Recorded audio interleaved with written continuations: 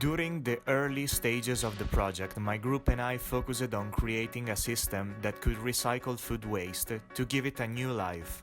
I found it very interesting that the design of the building followed the same concept, trying to reuse the raw materials of the existing architecture. My starting point was to analyze the main buildings in the neighborhood, given their historical stylistic value. At the beginning of March 2020, some of my classmates and I decided to visit the proposed intervention sites for the Edible Future project.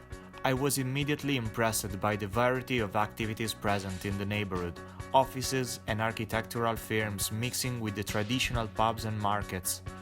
For sure, the lowline is the boss of the neighborhood, and as you can see, we were so happy to be there. During the visit I could notice that there is a strong use of brick in the neighborhood. Surely due to the stylistic tradition, it used also in the most recent project. It is also possible to notice that the materials used in construction are often left in a raw state.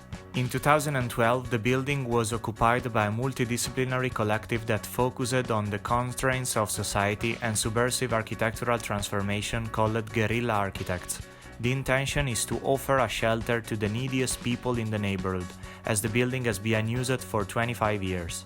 The building remained occupied until 2017, after which the architectural firm Forge Architects started a redevelopment project with the intention of creating a commercial space on the ground floor and apartments on the upper floor. The conditions of abandonment are visible in the photographs taken by the collective.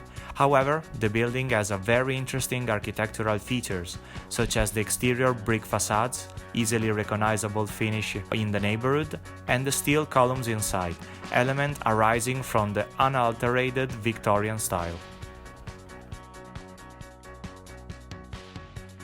The heart of the building is the vertical farm, which has a void on each floor to increase the passage of light. The second void is designed to increase the visual connection between the various floors.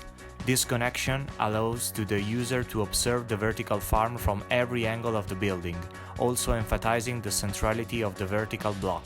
The activities proposed inside the building take place around the vertical farm. 60% of total area is for public use and activities, while 30% is for service use.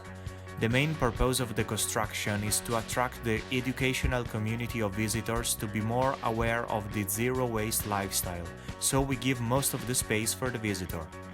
However, the service areas plays an important role for zero waste, from which 40% of the space. Inside the service areas, which are not accessible to the public, there are the machinery useful to reusing food waste. All activities have a connection with the vertical agriculture to show the transparency of food production, or only the visual appearance limited contact for public or direct access from the service area. Following the concept of reuse, the materials of the new project are the same, thus maintaining the same existing language.